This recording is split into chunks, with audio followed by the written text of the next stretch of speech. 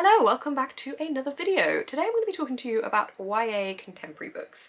Now, I don't read a lot of contemporary, which is why I don't talk about them a lot on my channel or in any of my content. But I was looking at my shelves and I thought, you know what, I've got enough for a recommendations video, so I pulled them all off.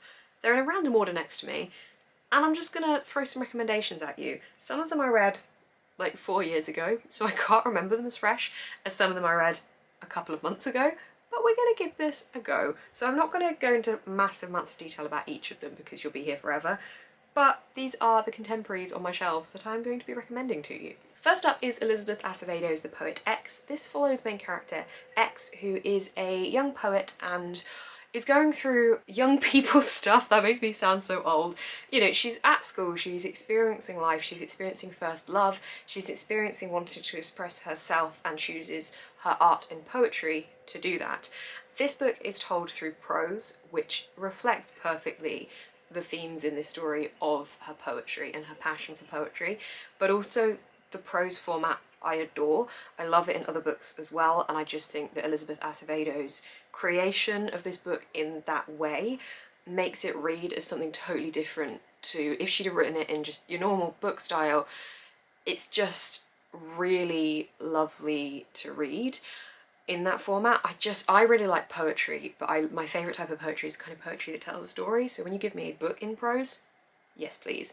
I've tabbed a couple of bits through here, but yeah, you can see the prose, you can't really see the prose format, just it's art on a page. This was a really enjoyable book and I absolutely loved it, so this is first up on my recommendations. Next up is a book that broke me and haunts me to this day.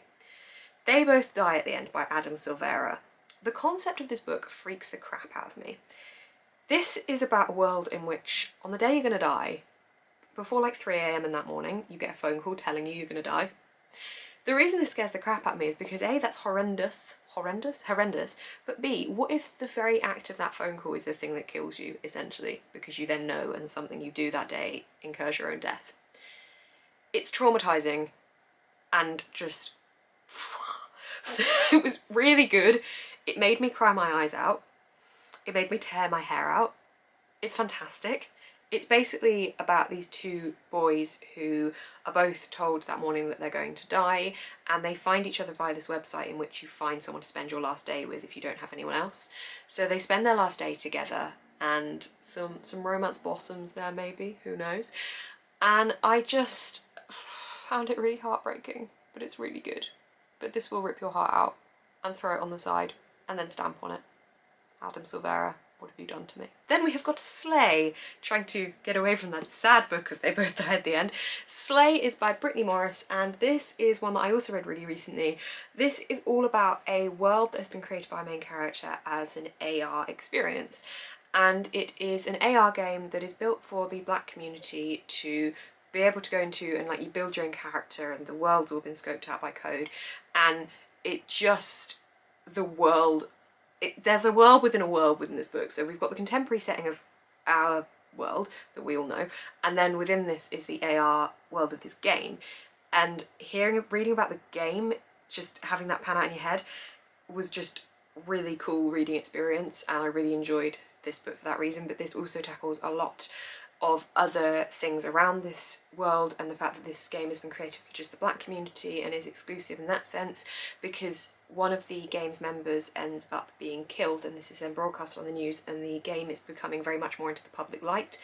And it's all about how the creator goes through trying to understand morally how she feels about everything that's happening, what she should do with the game, and having to kind of defend it and keep it as a safe space for her and the other members of the community.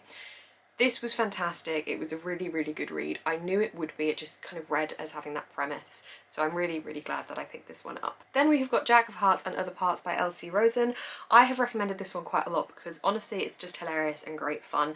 This is about a teen who ends up giving sex advice at his school, and it's just a fun read. It talks a lot about lots of different types of sex things very openly, which I think is brilliant because I think that people reading this that are a younger age might actually learn stuff from it in an inverted way that they wouldn't have expected going into the book.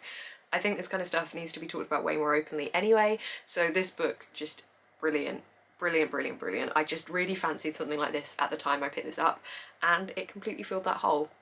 That was a weird way to say it when I'm talking about a book that talks about sex. It was a good book. Next up is You Should See Me in a Crown by Leah Johnson. This was another recent read for me. I've realised a lot of these books are purpley as well. This was not deliberate, but they are coming off of the purple section of my rainbow shelf, so I appreciate that they add the purple. This book is about a girl who really desperately needs to get a scholarship to go to college, except she isn't able to get that scholarship, and the way that she ends up trying to make that money is by winning prom queen. Yes, that's right, there's a cash prize to winning prom queen. Prom queen was like a joke when we went to school. Like, I don't think anyone actually cared. And she gets a freaking cash prize if she wins. Anyway, beside the point, this is about that journey with her and a romance that may or may not blossom when a new girl joins the school. I really enjoyed this. It was just a fun, cute contemporary. It's very short, it's easy to get into, and it's just, I want to say it's a summer read, but we're out of the summer now. But it is a summer read. But you can read it in any season too. Next up is Radio Silence by Alice Osman. This is very much a story of friendship. This does not go down the romance path for a contemporary, which I like because a lot of contemporaries do go down that path, although not everyone I'm recommending to you today does. I really enjoyed reading this one when I read it. I read it a few years ago now, so I can't remember it as freshly. This follows Frances, who, if I remember correctly, really loves this podcast and ends up somehow becoming friends with the creator of the podcast, and they end up working together, and I think she does the art for it. I hope that's this book. And then there's also some other complications going through with the other character that is the creator of this podcast, and I really enjoyed reading about the character. This is a character-driven book. I wish I could remember a little bit more, because you know you really enjoyed a book but you can't remember exactly what the plot is? I remember the imagery of this, like I have images of people being in a field and I have images of a train station and things, but I can't remember exactly what happens, and the blurb is rubbish at telling me what actually happens. I definitely do remember something about a sibling being missing or dead or lost somewhere, and that being kind of brought into the storyline and there being a little bit of what's happened there going on. But generally, I just have really fond feelings towards this book, and I really like Alice Osman's writing. I feel like this is a really awful recommendation because I can't truly remember what the book is about, but this one. Next up is The Black Flamingo by Dean Atter. This is another one told in prose. Hang on, I keep saying told in prose and then I flick to pages that barely demonstrate the prose. Prose. This is brilliant. I absolutely loved this book. This tells the story of Michael as he goes through his very small, tiny person years up into university years, and how he goes about discovering his sexuality and also grows up in London as a mixed race young boy to teen. I absolutely loved this book. The poetry style of it, again, just completely wins me over. I love that narrative style, but also reading Michael's story just was fantastic. Following him from being a child to a teenager to a young adult was quite unique to have that all in one book, and I think that that made the reader feel incredibly attached to the characters as you see them grow up, and not just the main character, like the other characters in the book as well, and I absolutely loved it. Is it any surprise that To All the Boys I've Loved Before is on this list by Jenny Han? Probably not. This is Lara Jean's story. It's the first in a trilogy. She sends off accidentally some letters to boys she wrote when she was in love with them, and they all receive the letters, so that's great fun for her.